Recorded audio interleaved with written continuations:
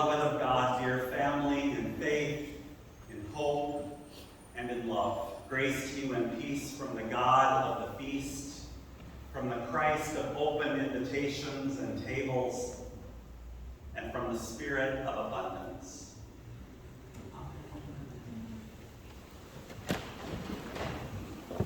Today, as we entered this sanctuary, this room set apart for worship and prayer, we were met by the beauty of blankets.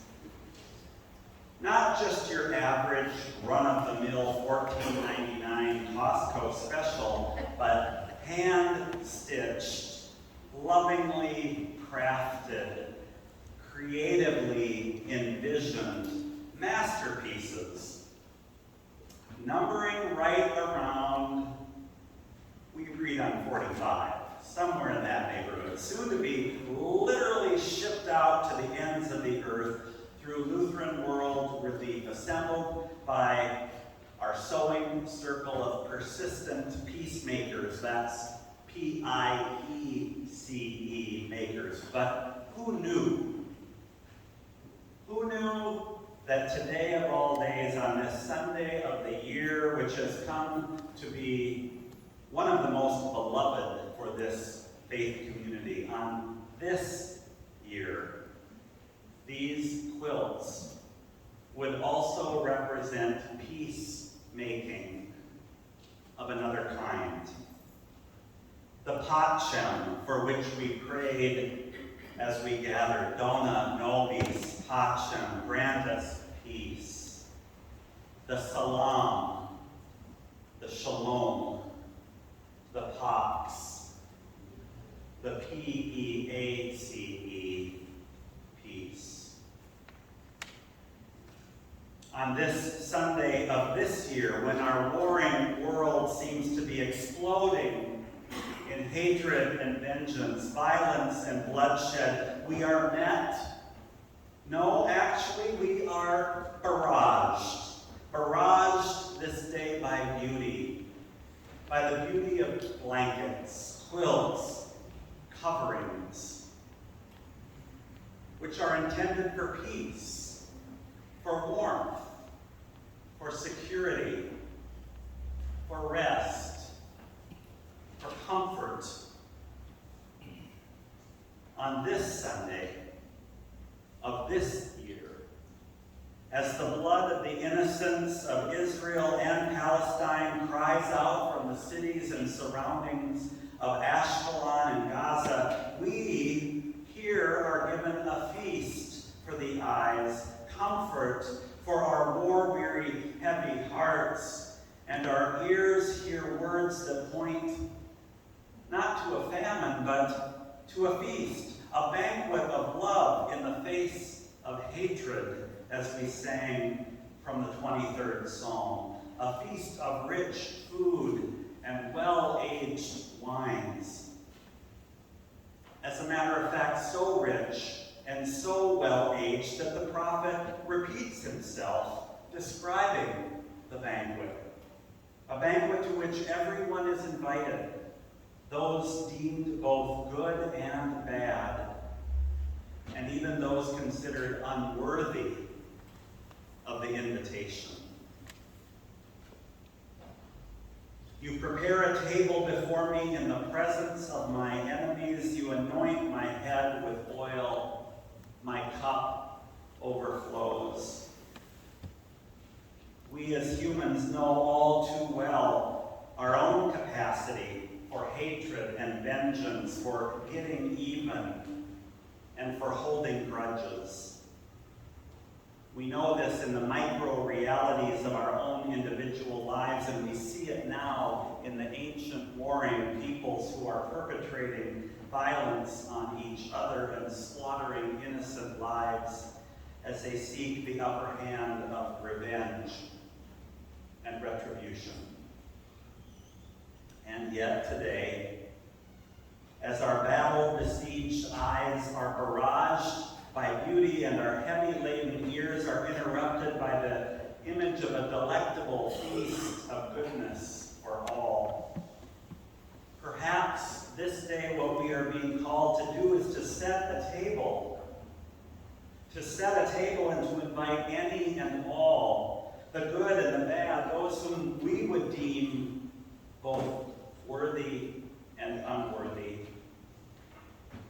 Maybe if we could imagine that the quilts that we can literally reach out and touch this day, maybe if we can imagine that these quilts are actually tablecloths, we might begin to imagine how God is calling us to the kind of peacemaking that is table setting, creating a thing of beauty, where a feast of rich food and well-aged wine, in other words, where the abundance of God is served up.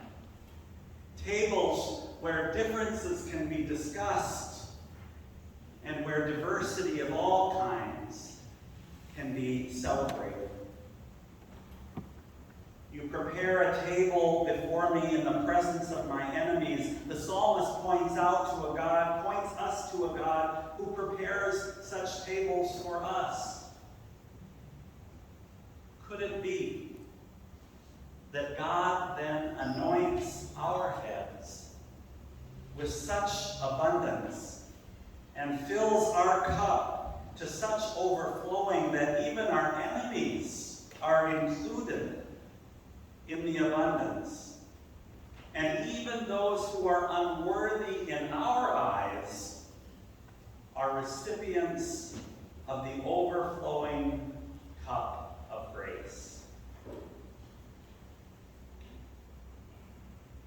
Dearly beleaguered and beloved ones, I really don't know how this is going to work. It may sound like utter foolishness, but elsewhere in Scripture, we are reminded that what seems like foolishness to our worldly ears can actually end up being the wisdom of God. And as St. Paul reminds the Philippians in the second reading today, the peace of God surpasses human understanding. And that when we do the true and the honorable and the just and the pleasing and the pure and the commendable thing, as Paul writes, the God of peace will be with you. And as for that poor fella who got thrown out of the wedding banquet in the gospel reading, the finger is pointed not at him for being underdressed, for crying out loud, but at that finicky king whose seemingly open and extravagant invitation ended up actually having conditions put on it. We need to remember that that story was originally meant for the self-righteous Pharisees to hear, whom Jesus was calling out for their smug and self-serving religious exclusivity. Many are called, but few are chosen for this kind of vision of inclusion. So when God prepares the table, we remember the open invitation includes us, the invited ones who are both good and bad, the bold and the beautiful, the ordinary, the ornery, and the awful, and the God of peace, the Christ of compassion, and the Spirit of comfort is with you in the smallest acts of peacemaking. In a bite of bread, in a sip of wine, in a splash of water, in a quaint quilt, and in an unexpected invitation. Grace you can touch, taste, and feel. Quilting a world at war with the warmth of grace, and setting the table for tangible